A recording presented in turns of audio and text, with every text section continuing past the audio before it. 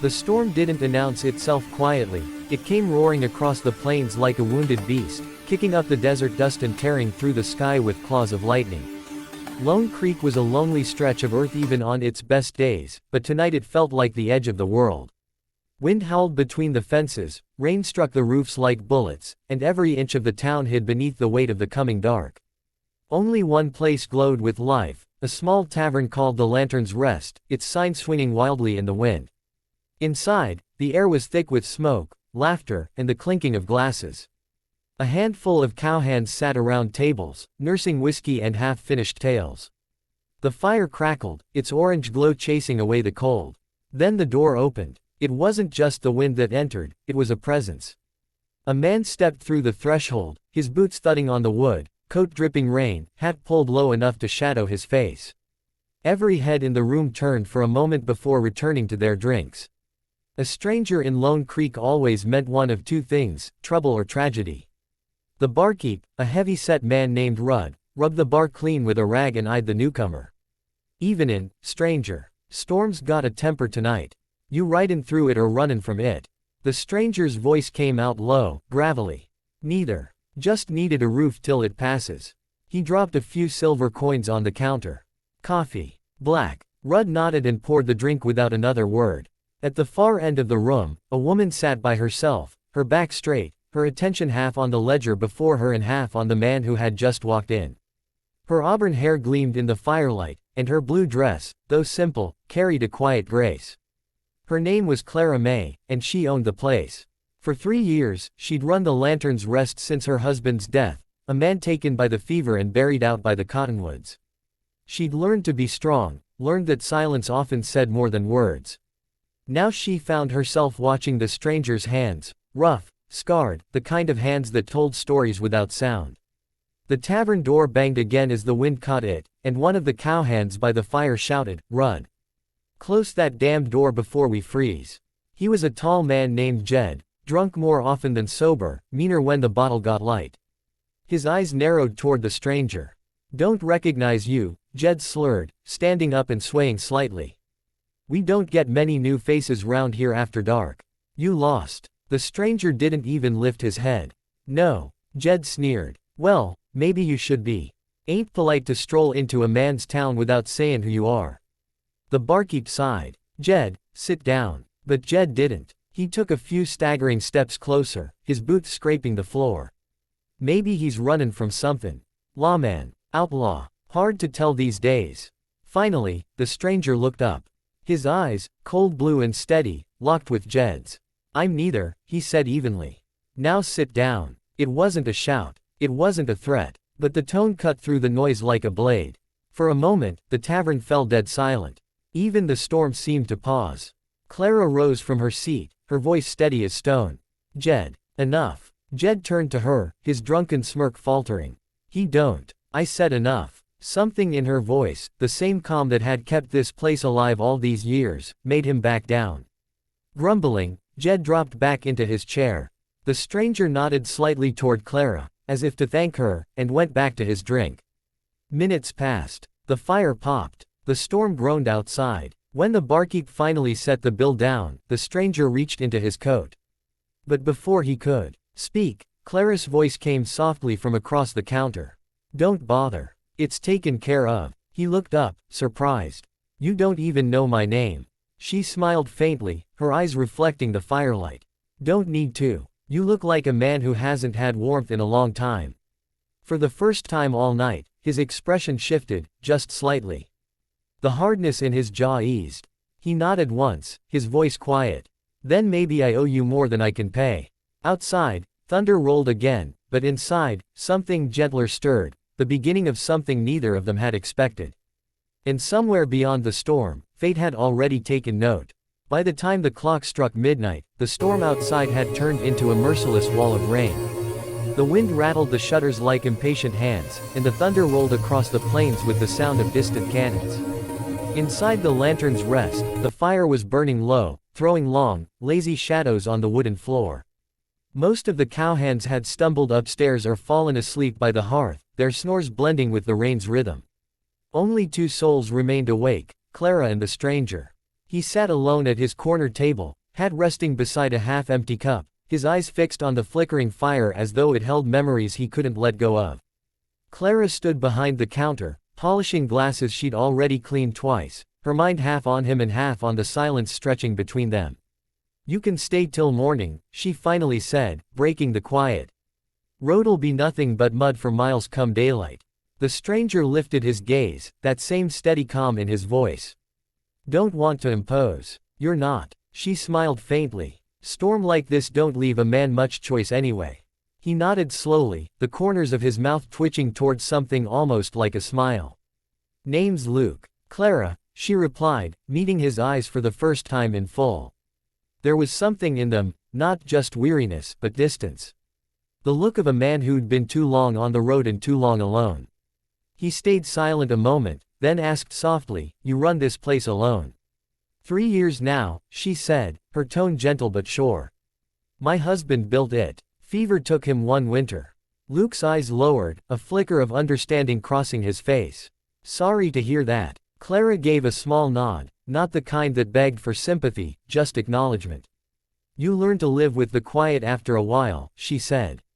"Sometimes it feels heavier when the wind stops."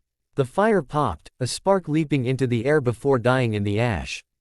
Luke stared into it, his fingers absently tracing the rim of his cup. "Quiet's all I've had for years," he said finally. "And it doesn't get lighter." Something in his voice, that low rasp carrying too much loss, made Clara's heart tighten.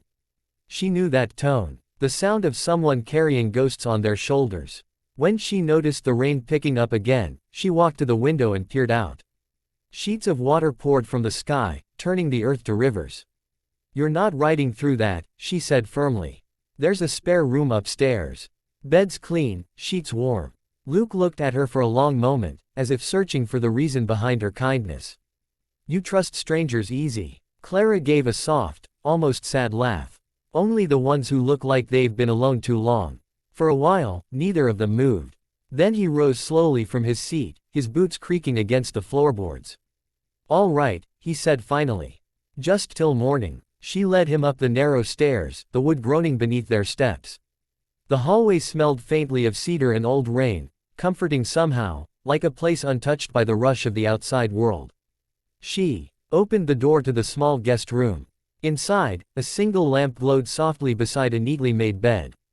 A quilt, hand-stitched, old but cared for, waited like a promise of warmth. Clara handed him a towel.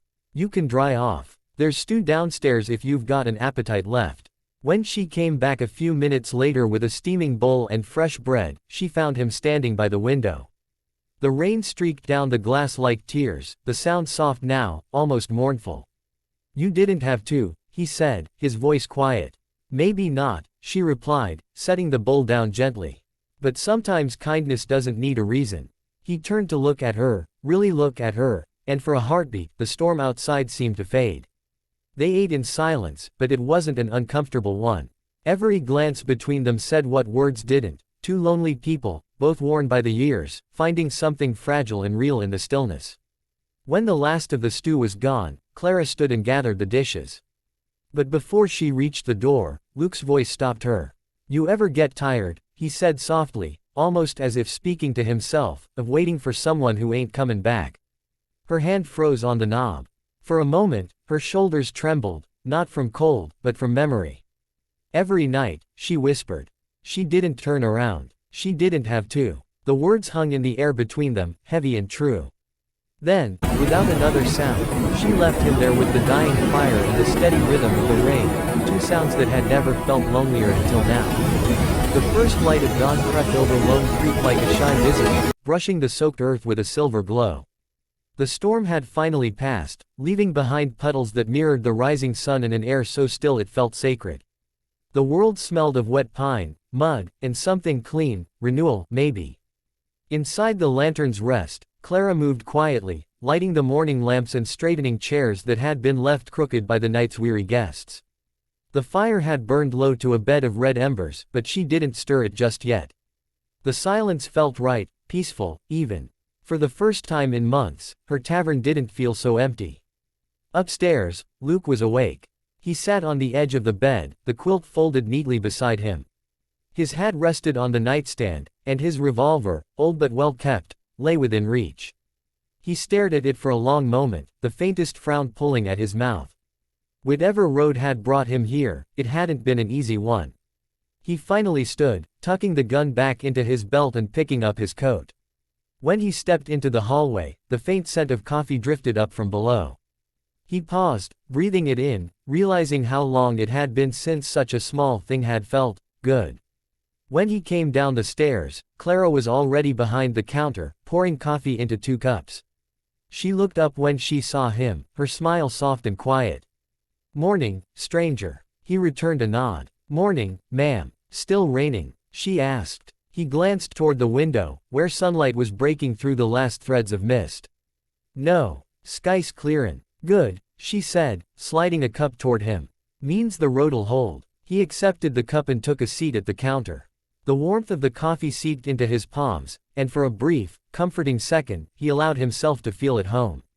"You sleep well?" Clara asked. He nodded once. "Better than I have in a long while." "Guess that bed still does its job," she said lightly, trying to hide the emotion behind the joke. Luke smiled faintly, then looked at her. "You take care of this place all by yourself?" "Mostly. Rudd helps with the heavier things. But the rest, the cooking, the books, the keeping it standing, that's all me." He studied her face, the tired strength in her eyes, the lines time had carved there, not from age but from endurance. "You're tougher than most men I've met," he said quietly. Clara laughed under her breath. "You'd be surprised how much strength loneliness teaches you." They drank their coffee in silence after that, the only sound the ticking of the clock and the soft creak of the building settling. When Luke finally stood, Clara's heart sank just a little, though she hid it well. He reached into his coat pocket, pulling out a few coins, and placed them gently on the counter. "For the bed. And the kindness." Clara looked at the coins for a long moment before lifting her gaze. "You already paid," she said. He frowned slightly. "When?" "Last night," she replied softly. "When you listened." Something passed between them then, something unspoken but deep. A recognition. A quiet understanding that neither owed the other anything, and yet, both had given more than they realized. Luke adjusted his hat and gave her a small nod. "You take care of yourself, Clara." "I will," she said, though part of her wanted to tell him to stay, to let the road wait one more day. But she knew better. Men like him didn't settle. They carried too much of the world on their backs to ever stop moving.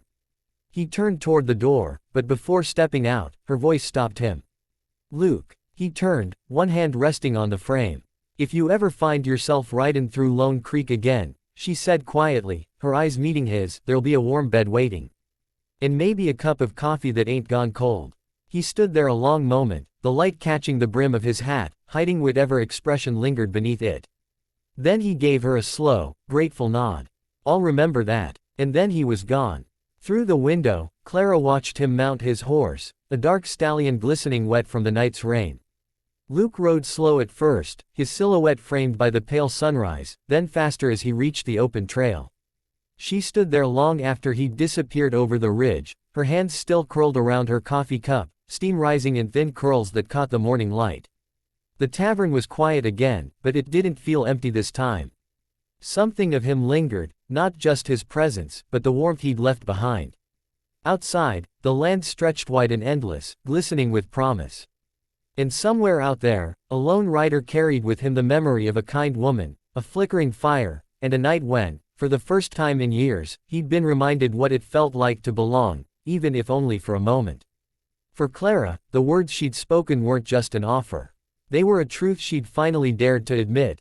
Sometimes, all a soul needs in this vast, empty world is a warm bed, a quiet smile, and someone who remembers your name long after you've gone.